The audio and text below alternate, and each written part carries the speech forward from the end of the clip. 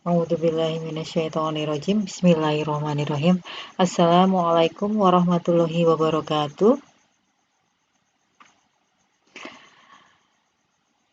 Asyhadu alla ilaha illallah wahdahu la syarikalah wa asyhadu anna Muhammadan abduhu wa rasuluhu amma ba'du. Alhamdulillahirabbil alamin.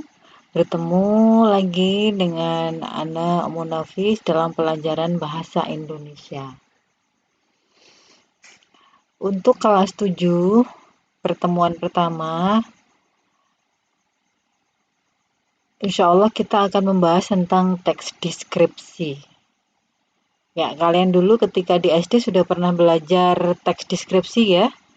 Atau paragraf deskripsi. Sudah pernah belajar semua tentang paragraf? Ya, Alhamdulillah sudah pernah belajar insya Allah. Jadi, paragraf itu secara isi atau kalau dilihat berdasarkan isi itu ada 5 macam. Ada deskripsi, eksposisi, persuasi, narasi, dan argumentasi. Nah, sekarang kita mau belajar tentang teks deskripsi dulu atau paragraf deskripsi. Ya, teks atau paragraf yaitu kesatuan beberapa kalimat yang membentuk satu kesatuan atau satu ide atau satu tema. Itu namanya teks atau paragraf. Nah, yang pertama kita mau membahas tentang paragraf deskripsi. Ya, jadi paragraf deskripsi itu adalah salah satu jenis paragraf yang dilihat dari segi isi paragraf. Ya. Nah, apa yang disebut dengan paragraf deskripsi? Yaitu paragraf deskripsi itu paragraf yang isinya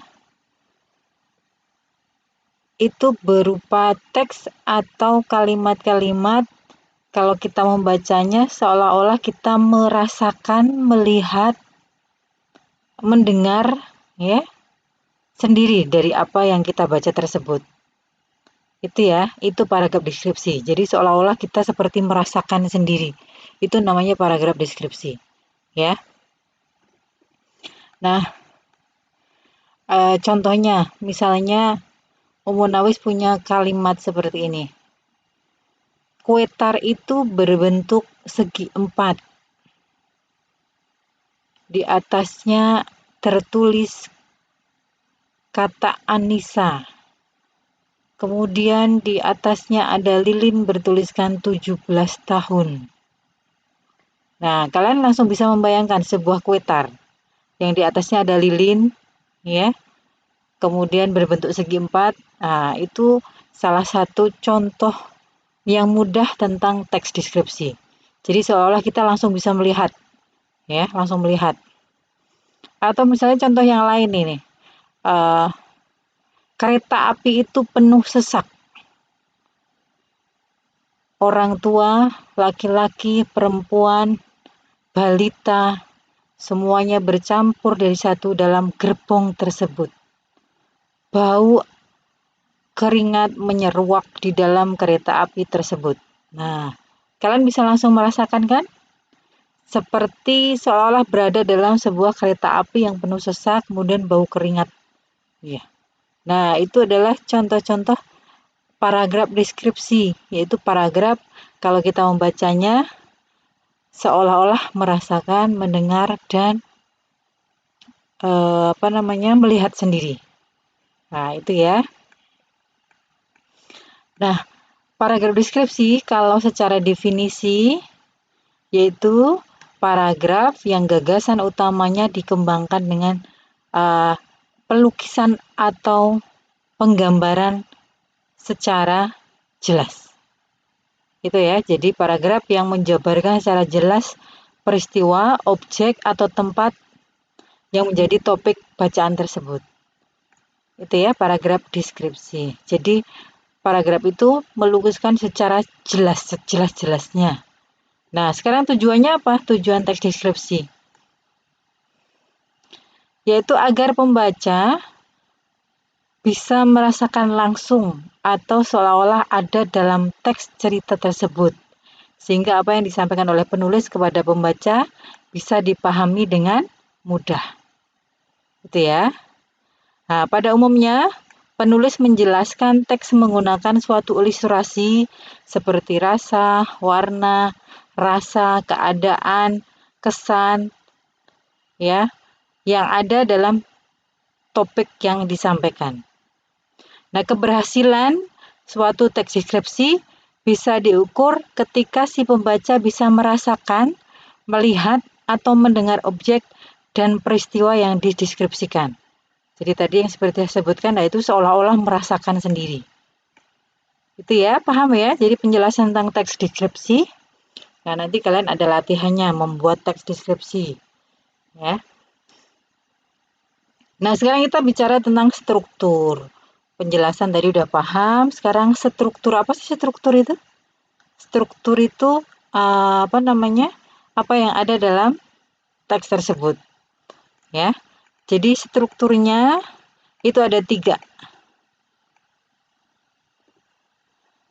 1, identifikasi, 2, klasifikasi, yang ketiga deskripsi.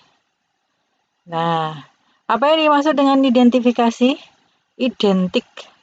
Mengidentifikasi, apa itu mengidentifikasi? Ada yang sudah paham? Identifikasi yaitu penulis menentukan elemen-elemen itu apa? Bagian. Elemen-elemen atau bagian-bagian yang akan dicantumkan dalam teks deskripsi tersebut sesuai dengan topiknya. Nah, penulis mulai menentukan identitas seorang tokoh di dalam teks tersebut, misalnya benda, peristiwa, dan tempat sebagai objek yang ingin dideskripsikan. Nah, itu namanya identifikasi. Ya, dari kata identitas, identik. Jadi sesuatu yang ingin dijelaskan. Sesuatu yang ingin dijelaskan secara dengan detail oleh penulis, itu namanya identifikasi. Misalnya, saya identitasnya seperti apa? Nama, tempat tanggal lahir, alamat. Nah, itu namanya identitas. Nah, mirip dengan identifikasi ya. Ya, paham ya? Terus yang kedua klasifikasi. Apa klasifikasi itu? Pengelompokan. Jadi pada bagian ini penulis mulai menentukan penyusunan kalimat dalam sebuah kelompok yang memiliki aturan dan sesuai dengan kaidah serta standar yang telah ditetapkan. Nah, teks yang telah dibuat secara sistematis ini bertujuan untuk membuat penulis lebih gampang dalam membuat sebuah teks deskripsi. Nah, yang ketiga yaitu strukturnya deskripsi atau gambaran atau pelukisan.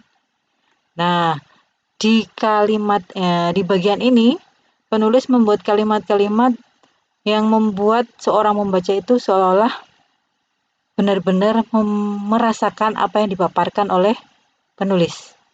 Jadi supaya lebih mudah dan gampang memahami apa yang ingin disampaikan oleh penulis. Nah, ini di sini inti dari struktur teks deskripsi. Nah, ciri-cirinya apa? Ya, ciri-ciri teks deskripsi. Supaya kita bisa lebih mudah mengidentifikasi bahwa sebuah teks itu adalah deskripsi. Ya. Ciri-cirinya, kita coba cari ciri-cirinya. Yang pertama yaitu menggambarkan atau melukiskan sesuatu. Itu ciri yang pertama.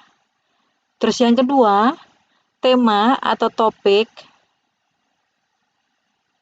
adalah berupa objek atau benda yang digambarkan sejelas-jelasnya dengan melibatkan panca indera seperti penglihatan, pendengaran, penciuman, ya, dan sejenisnya. Terus ciri yang ketiga, membuat pembaca atau pendengar merasakan sendiri atau mengalami sendiri dengan seolah-olah mereka terbawa atau berada dalam suasana yang dibacanya. Gitu ya. Terus yang keempat, banyak ditemukan kata-kata sifat. Ya, kata-kata sifat dalam kehidupan sehari-hari, ya. Misalnya, ya nanti kita pelajari bersama. Terus yang selanjutnya, menggunakan frasa yang mengandung kata benda seperti beliau, kepala negara yang rendah hati. Nah, itu ya. Lukisan itu sangat indah dipandang. Nah, itu adalah sebuah deskripsi. Terus yang selanjutnya, mengandung kata keterangan yang bertujuan untuk memberikan informasi tambahan mengenai suatu objek. Contohnya di pasar, di kantin, di rumah, di dapur, di kelas, ya, di halaman, dengan lambat, ya, sangat besar. Nah, itu adalah kata keterangan yang bermaksud untuk memberikan informasi tambahan, sehingga kita seolah-olah benar-benar melihat. Menggunakan beberapa kata kiasan, ya, seperti perumpamaan dan metafora. Kata kiasan, paham tidak apa itu? Yaitu kata yang tidak sebenarnya, yang digunakan untuk lebih kata yang digunakan supaya menimbulkan nilai rasa tertentu, biasanya tentang keindahan. Itu namanya kata kiasan. Kemudian ciri yang selanjutnya atau terakhir, memaparkan sifat objek atau ciri-ciri fisik tertentu seperti bentuk, ukuran, warna, ya, dan kepribadian secara jelas dan terperinci. Itu ciri-cirinya. Ada berapa ciri-cirinya? 1, 2, 3, 4, 5, 6, 7, 8. Ya, 8 ciri. Nah, selanjutnya di sini saya mau membacakan contoh teks deskripsi. Semuanya ingat ya, apa tadi teks deskripsi? Yaitu teks yang berisi lukisan atau penggambaran suatu objek yang kalau kita membacanya seolah merasakan, melihat, dan mendengar sendiri apa yang digambarkan oleh objek tersebut. Gitu ya. Nah, di sini ada contoh tentang teks deskripsi tentang Gunung Merbabu. Ya, saya bacakan ya. Gunung Merbabu. Semoga nanti kalau saya bacakan tentang teks Gunung Merbabu ini, kalian benar-benar merasakan, melihat, ya, sendiri. Nah, seolah-olah merasakan dan melihat sendiri tentang Gunung Merbabu tersebut. Ya, saya mulai membacakan teks deskripsi tentang Gunung Merbabu. Indonesia merupakan negara yang memiliki banyak gunung. Ada beberapa gunung berapi yang masih aktif, seperti Gunung Merapi dan Gunung Semeru. Ada juga gunung-gunung yang sudah tidak aktif. Salah satunya adalah Gunung Merbabu. Gunung Merbabu adalah gunung yang terletak di Jawa Tengah. Gunung ini cukup populer di kalangan pendaki. Untuk mendaki gunung berketinggian 3.142 meter di bawah permukaan laut ini, pendaki dapat melewati jalur slow, wokas, dan beberapa jalur lain. Pada hari libur, gunung ini biasanya akan ramai dikunjungi oleh para pendaki. Jalurnya yang tidak terlalu curam serta pemandangannya yang indah menjadi alasan bagi para pendaki untuk menjadikannya sebagai destinasi pendakian.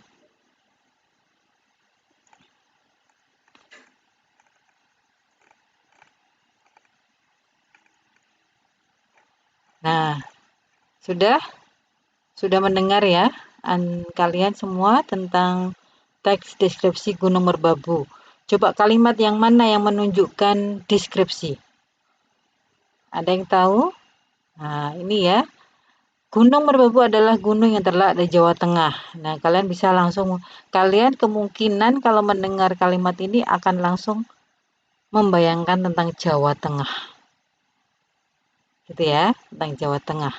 Kemudian ketika disebutkan gunung, maka pelukisan yang ada dalam pikiran kita adalah tentang sebuah gunung. Kalau udah gunung ya, gunung itu gundukan tanah yang sangat tinggi, biasanya berbentuk segitiga dari permukaan dan biasanya tingginya suatu gunung itu diukur dari permukaan laut ya. Gitu. Kemudian di sini disebutkan untuk mendaki gunung berketinggian 3.142. Nah, kalian mungkin langsung membayangkan, langsung menghitung. Nah, inilah kalau kalian benar-benar merasakan adanya Gunung Merbabu, nah berarti tujuan dari penulis Gunung Merbabu ini sudah tercapai. Gitu ya. Jadi kalian benar-benar seperti melihat tentang Gunung Merbabu. Sudah paham semua ya tentang penjelasan teks deskripsi, kemudian tentang strukturnya dan ciri-cirinya. Nah, sekarang kita ke materi selanjutnya yaitu jenis-jenis teks deskripsi. Ya, jenis-jenis teks deskripsi itu ada dua ya. Yang pertama deskripsi sugestif. Pernah mendengar kata sugesti? Kalian pernah ke dokter belum? Pernah semua pasti ya. Kalau dokter ngomong apa-apa ke pasiennya itu pasti pasiennya langsung percaya ya, langsung mengikuti apa yang dikatakan oleh dokter. Nah, itu namanya sugesti. Ya, jadi kita menimbulkan suatu kepercayaan. Kalau kita mengatakan sesuatu, maka timbal baliknya adalah percaya terhadap kata-kata kita. Itu namanya sugesti. Nah, salah satu jenis teks deskripsi yaitu sugesti, paragraf sugesti, yaitu jenis karangan yang penjelasannya berusaha menciptakan suatu penghayatan terhadap objek atau subjek yang digambarkan melalui sebuah imajinasi dari sang pembaca. Itu ya. Itu sugesti. Jadi ketika membaca paragraf deskripsi sugesti ini, kita benar-benar bisa percaya ya, tercipta suatu sugesti bahwa objek atau subjek yang digambarkan itu benar-benar ada. Itu ya, namanya paragraf deskripsi sugestif.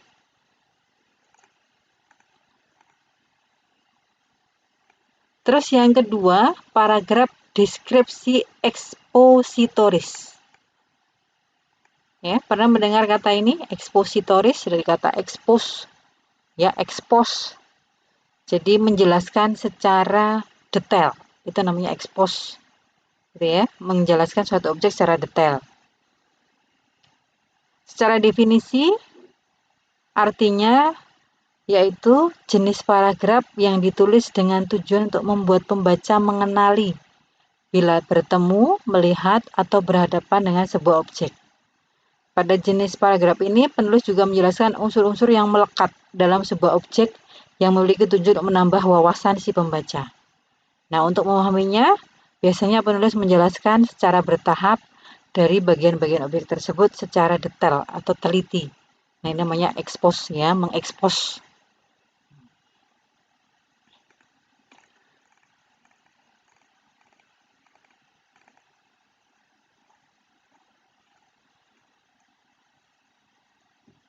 Sudah paham semua tentang apa yang saya jelaskan? Semoga sudah ya, alhamdulillah.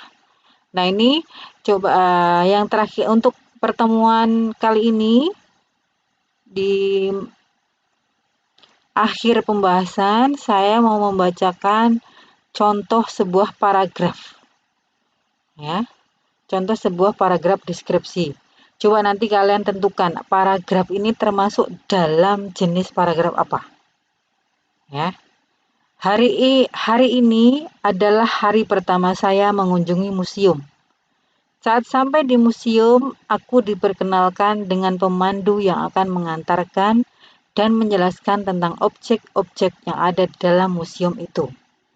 Pemandu itu terlihat sangat bersemangat menyambut aku dengan kumisnya yang setebal rumput ilalang. Dia tersenyum bersahaja ke arahku, membuatku merasa semakin bersemangat dan hangat di tengah lingkungan museum itu. Ya, masuk paragraf apa ini tadi? Masuk dalam paragraf deskripsi sugestif. Coba kalimat mana yang membuat kalian tersugesti? Ada yang tahu? Ya, kalimat. Nah, kalau kalimat yang menunjukkan deskripsi atau menunjukkan suatu objek yang mana?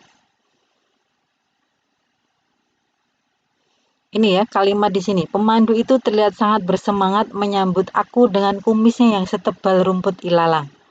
Kalian pasti langsung membayangkan seorang laki-laki yang mempunyai kumis tebal. Ya tidak, Nah, itu berarti kalau kalian sampai membayangkan hal tersebut, maka tujuan dari penulis untuk mendeskripsikan seorang laki-laki tersebut berhasil. Dia tersenyum bersahaja ke arahku. Kalian pasti juga langsung membayangkan seseorang tersenyum, ya tidak? Nah, itu juga berarti paragraf deskripsinya sudah memenuhi syarat, ya, memenuhi syarat sebagai paragraf deskripsi yang baik, karena sudah membuat pembaca membayangkan seolah-olah berada dalam uh, satu ruang dengan pemandu museum tersebut. Ya, paham semua ya tentang paragraf deskripsi? Ya, semoga kalian bisa mendapatkan manfaat dari apa yang saya sampaikan dan bisa mempelajari atau bisa mempraktekkan membuat paragraf deskripsi di lingkungan kalian dengan baik. Ya, untuk sementara pertemuan kali ini saya akhiri. Ya, nanti mohon di murojaah diulangi pelajaran tentang paragraf deskripsi ini. Insya Allah nanti di pertemuan di menit-menit di 15 menit terakhir ya ada soal yang harus kalian kerjakan, dan itu soal tersebut sebagai nilai harian dan masuk sebagai nilai harian juga nilai keaktifan dan masuk dalam presensi nantinya. Gitu ya, saya akhiri dulu. Oh ya, jika ada pertanyaan atau ada sesuatu yang ingin kalian sampaikan, silakan ditulis di kolom komentar ya. Insya Allah nanti Umu Nafis jawab. Ya, saya tutup. Assalamualaikum warahmatullahi wabarakatuh.